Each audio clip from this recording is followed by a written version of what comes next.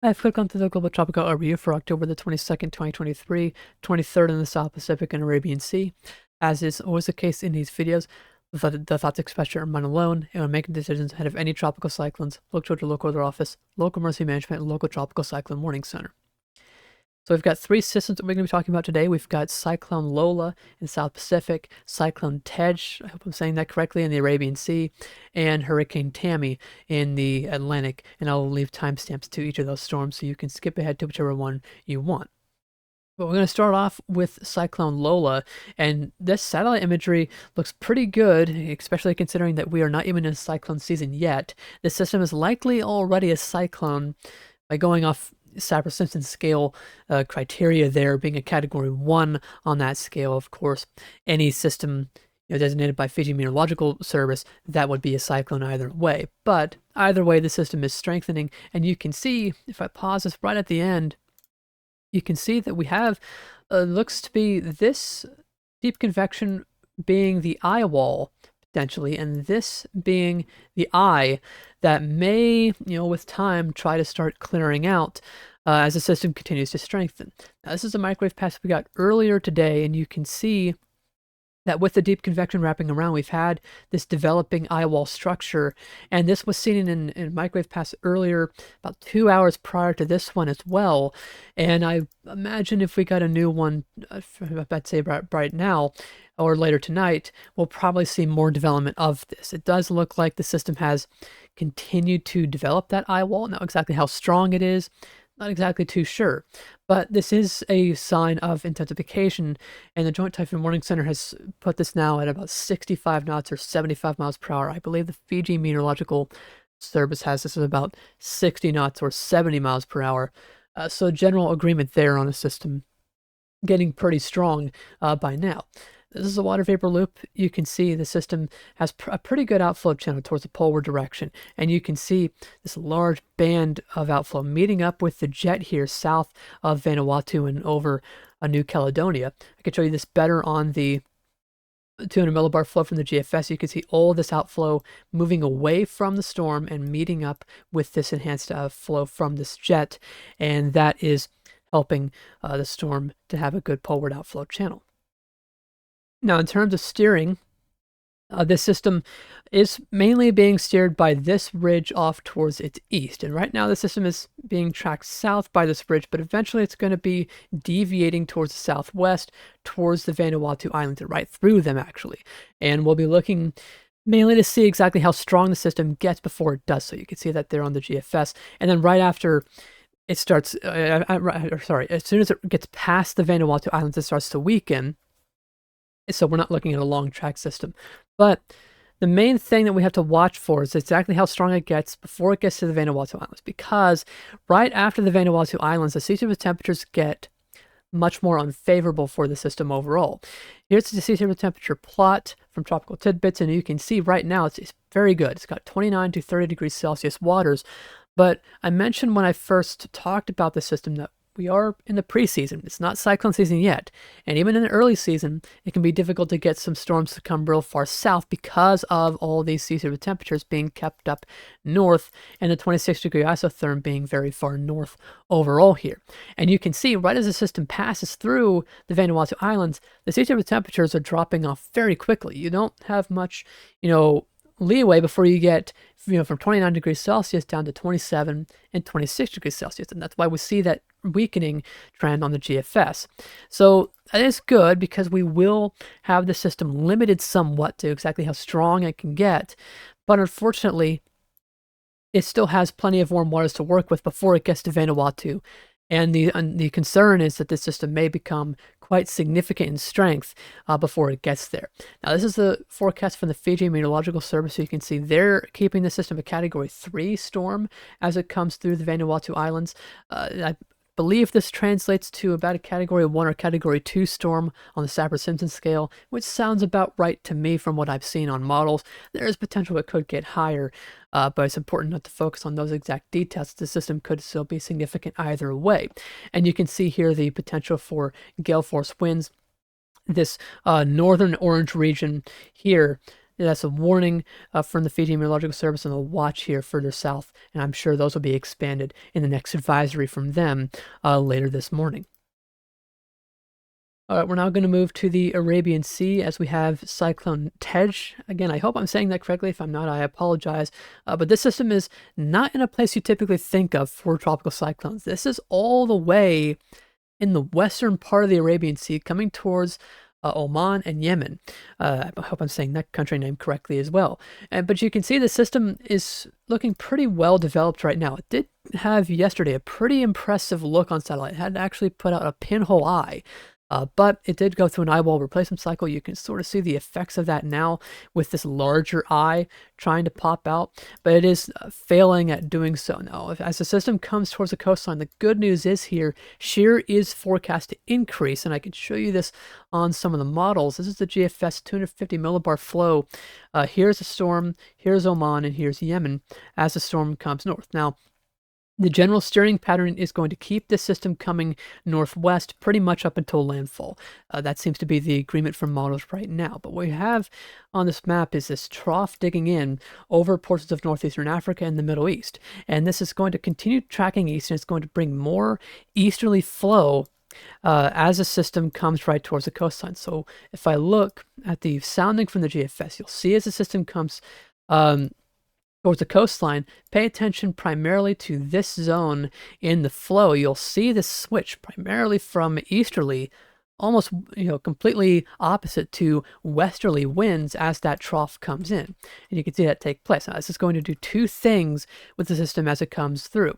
It's going to try and slow it down because now you've got this flow trying to, rather than help it go towards the coastline, it's going to try and push it away from the coastline. But alongside that, it's going to shear it as the low-level flow is still out of the east. So you've got this very significant shearing taking shape, and you can see this here on the model showing max shear values of potentially 28 knots here. And that's very significant, and that will likely promote some weakening as the system comes through. Now, importantly, as the system does weaken, it will be very interesting to see if the system actually comes a little bit east, if it stalls, or if it just continues going west, and that really depends on how much it weakens. If the system does stay stronger for longer, it will likely just very slowly move here, maybe even stall off the coastline, as it's still feeling more of this easterly flow from that trough. But if it weakens a lot more, the system will likely start to feel less of this flow and just more so mainly feel this flow down closer to the surface, and that would be pushing it right into the coastline of Yemen, or Oman in this case, whichever coastline it goes towards. Now, regardless of weakening or not, the system will likely bring significant rainfall and significant winds. If I show you I think I gotta go to the Arabian Sea, or yeah, this plot here to get the relative humidity. But as the system starts to get sheared, you can see all this moisture just gets streamed right northeast of the storm. So all this rainfall is now spreading over this region. It really doesn't get too much rainfall, so you could still get some significant flash flooding, and you could also get some storm surge here as the system did peak pretty strongly out to sea, and all that water's got to go somewhere, like I've talked about several times before with these systems.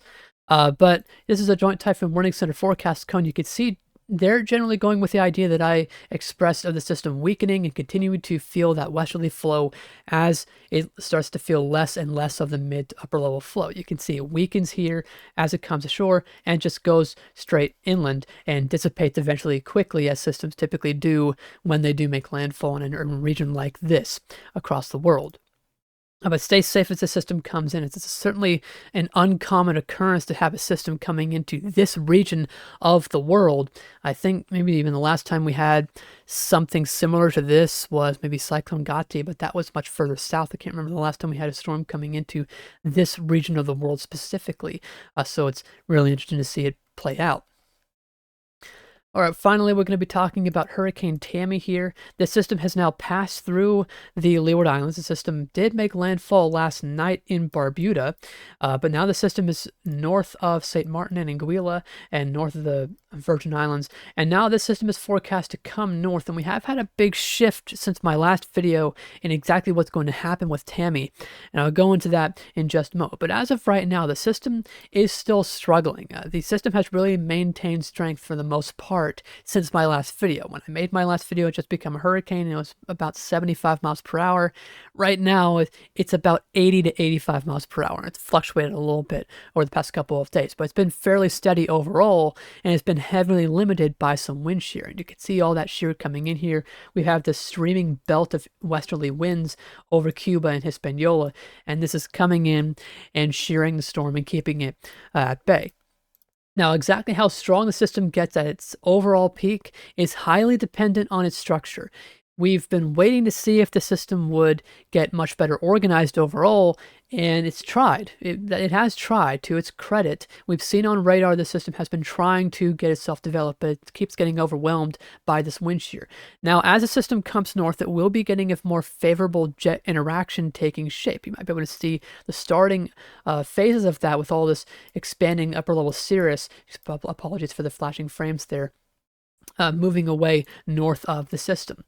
Now, an interesting note, we have had a lot of recon data go in today, and this is some of the data that we've had from the NOAA plane. They've found winds to be maximum around, I think it was about 80 or 85 miles per hour. Like I said, still pretty steady, but we do have a radar on the tail of this plane, and this is some of the data from that, and you can see some of the max winds. This is slightly off the ground on the left plot. You can see max winds of about 90 miles per hour on this, and a little bit higher up off the ground, about 80 miles per hour on this plot. And it's very neat to see all that. There's a lot of products that you can get from the tail radar. But what this does show is we have still, the system's still a hurricane, obviously, but note how the hurricane force winds are just kept to one side. It's not fully wrapped around, and this has really been the case for Tammy since I made my last video, since it first became a hurricane. A lot of the winds have been kept on the northern and eastern side, which does make sense, and fortunately, that kept most of the strongest winds away from the Leeward Islands as the system passed east of them. Though unfortunately we did get a direct hit in Barbuda, so I hope everyone there is safe after the storm has passed. Now, in terms of the steering pattern, now the last time I made a video, the general steering pattern seemed fairly all right, of this trough over the eastern United States coming east into the western Atlantic, eroding the western end of this bridge, and those two features would be able to work together to get the system to recurve. Now, we've had a lot of change here, especially in the GFS. You'll notice that we have two changes now. One, this trough that was supposed to pick it up, it is still picking it up. It is still bringing it north, but it is tracking farther northeast quicker in these runs, and alongside that we now have a stronger ridge modeled here over the northeast and Atlantic Canada. So you can see that as the system comes north, this trough leaves the scene pretty quickly, and we start getting this ridge strengthening over the system north of there, and it basically just closes off this region of an exit here in the central Atlantic, and it just stops the system and starts to track it back towards the west. Now, there's a lot of uncertainty on exactly how far north or south the system will be once this bridge actually builds in. There's a ton of variability here, and I can show you that simply in the super ensemble plot. You can see this is to day 5, and you can see there's some models way up here northeast of Bermuda. There's a lot of models here east of Bermuda, and there's even some models here way south of Bermuda.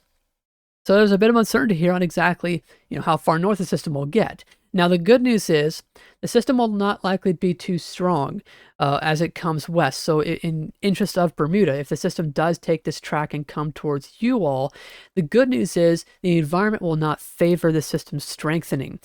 This system will be dealing with a lot of shear. You can see as we go through the 200 millibar flow plot on the GFS, it does get that little jet interaction, and that may aid some intensification if the structure is good. But as the system gets blocked on the run, you can see it's underneath very strong flow aloft. This is 50 to 60 knots aloft. that will rip apart the storm no matter how strong it is, and this will likely weaken the system quite a bit. Now, I forgot to pull up the National Hurricane Center forecast, Kono. I apologize for that, but you can see their forecast shows this general thing taking place that I talked about with the system coming north here and then getting blocked by that ridge and then getting sheared quite heavily as it comes back towards Bermuda. Now, of course, there's a lot of variability here, and there's, I'd say, a lot more variability in this track than normal. There's some potential that the system does, by Thursday or Friday, potentially be outside of this forecast cone by the time. But given the current ensembles, I'd say a main approach is good, and that seems to be what they're taking here between all these ensembles and what we've seen on the deterministic runs as well. But you can see not becoming a hurricane, remaining a hurricane as it comes north, and then weakening and becoming a non-tropical cyclone as it gets towards Bermuda. And we could have some strong winds here as the system comes through. Keep in mind, as the system does track south of the island, with that southerly flow, it's just going to be pushing all the thunderstorm activity north over Bermuda. So make sure you stay tuned to the Bermuda Weather Service and the National Hurricane Center as this storm comes your way. But that's all for today. We have several other systems around the tropics. We've still got Norma, we've got Otis, and we've got 95L in the Caribbean. I'll talk about those. I might talk about those in a later time, but those were not really more pressing concerns than the other storms today. But lots going on in the tropics still. Like I said last week, it's a busy week in the tropics. But that's it for now. Thanks for watching.